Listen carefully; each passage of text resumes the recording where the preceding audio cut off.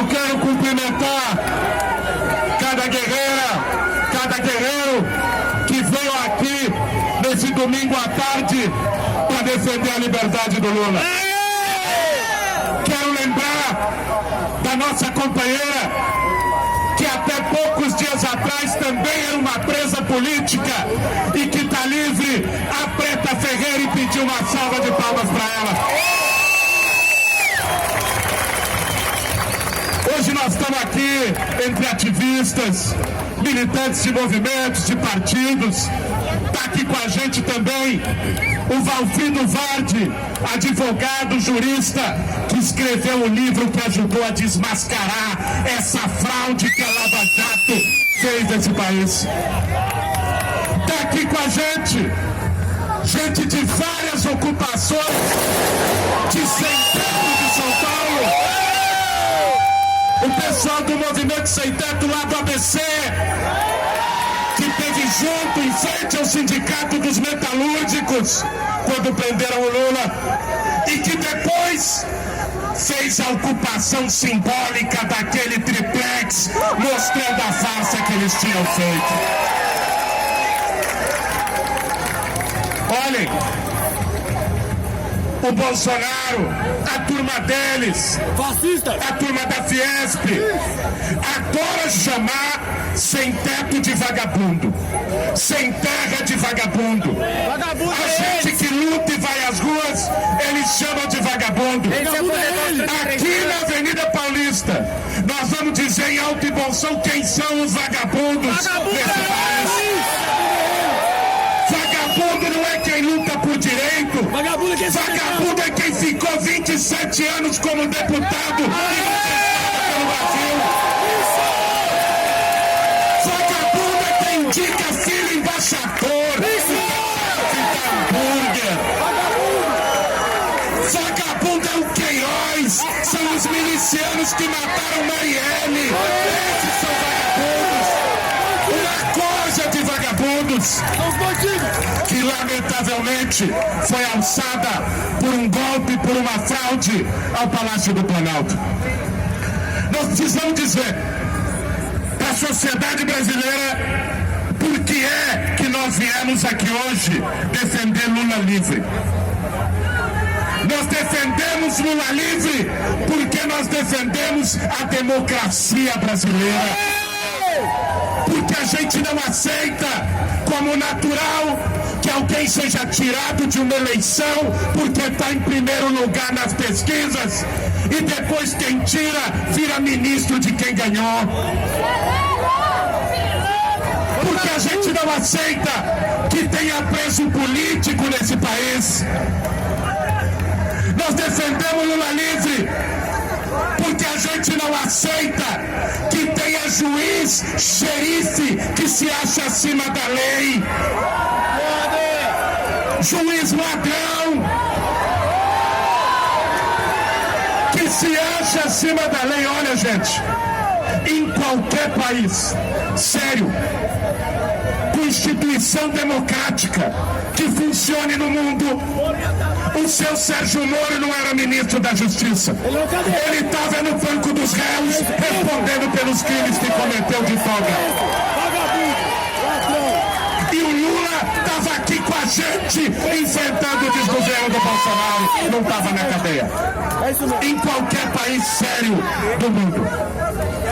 Nós defendemos Lula livre justamente pela defesa da democracia, mas também porque a gente não admite que a maior liderança popular desse país esteja presa. A gente sabe muito bem o porquê. Porque eles querem encarcerar, na verdade, simbolicamente, a resistência do povo brasileiro. Esse é o objetivo. E o que nós viemos dizer é que essa luta, exatamente por isso, não é a luta de um partido, não é a luta de um movimento, é a luta por justiça, é a luta por democracia. É uma pena, é lamentável que ainda exista gente no campo da oposição a Bolsonaro que se recusa a entender isso. Por razões menores,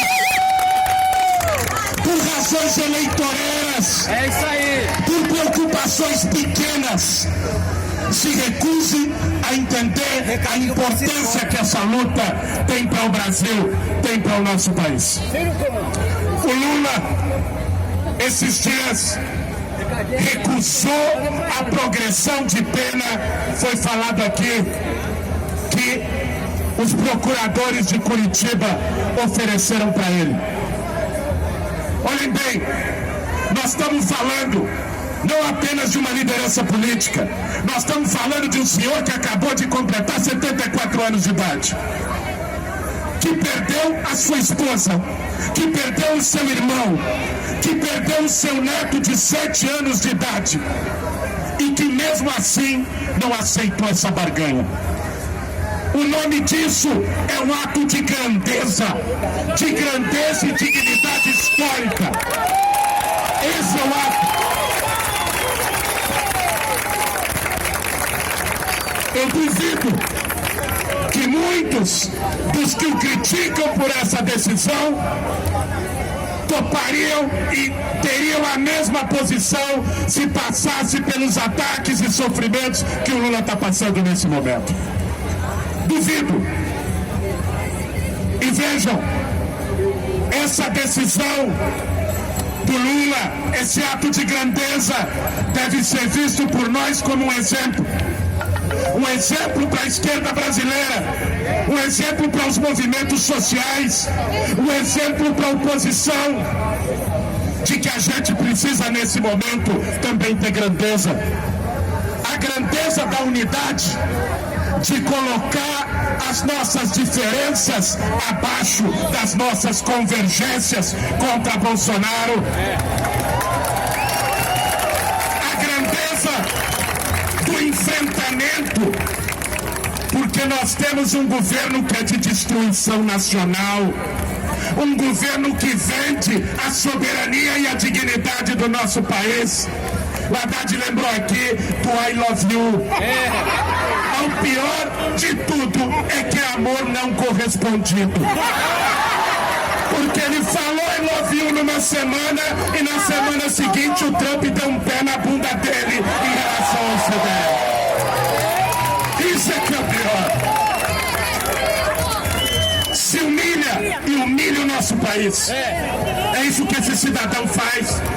Eu não vi em 10 meses de governo Bolsonaro ele falar sobre emprego, ele falar sobre educação, a não ser para cortar, ele falar sobre direito do povo, ele falar sobre moradia, sobre terra, a não ser para arrancar recurso. Governo dos ricos. Ele só fala de ódio.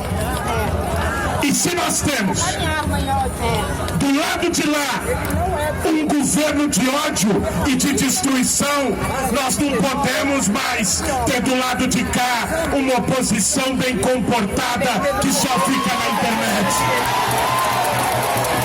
Já passou da hora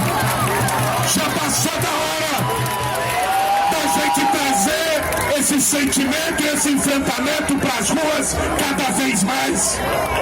Da gente transformar essa insatisfação em indignação, em luta.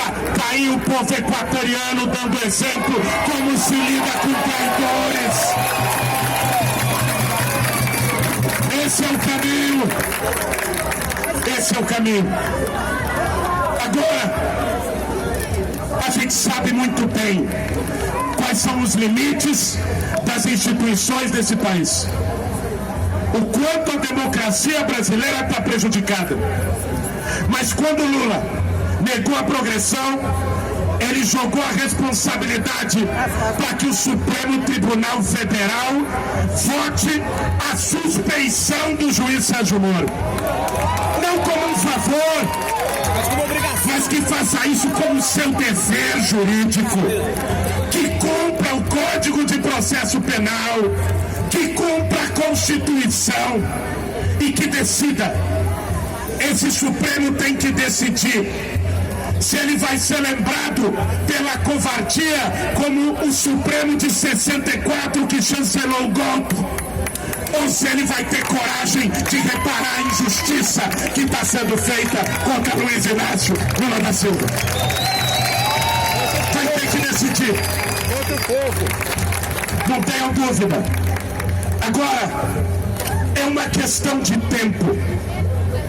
As mensagens do Intercept, as porcarias do governo Bolsonaro, o Moro, que era tão falante como juiz, calou o bico como ministro e é cúmplice do Laranjal, é cúmplice dos milicianos. É uma questão de tempo para que a gente saia vitorioso desse processo. É isso mesmo. Vai chegar um dia, eu acredito que mais cedo do que muitos imaginam, que a gente vai olhar na cara deles e dizer: Moro tá preso, babaca! Dallagnol tá preso, babaca! É isso que nós vamos dizer. Essa justiça histórica vai ser feita. E não tenham a menor dúvida, em nenhum momento, por mais que os tempos ainda estejam duros, por mais que os tempos ainda estejam sombrios, nós estamos do lado certo da história. O mundo está vendo, o Brasil está vendo, a história está vendo. É uma questão de tempo. E nós temos que trabalhar nas ruas desse país para que esse tempo seja o menor possível. Para que a gente traga o Lula livre.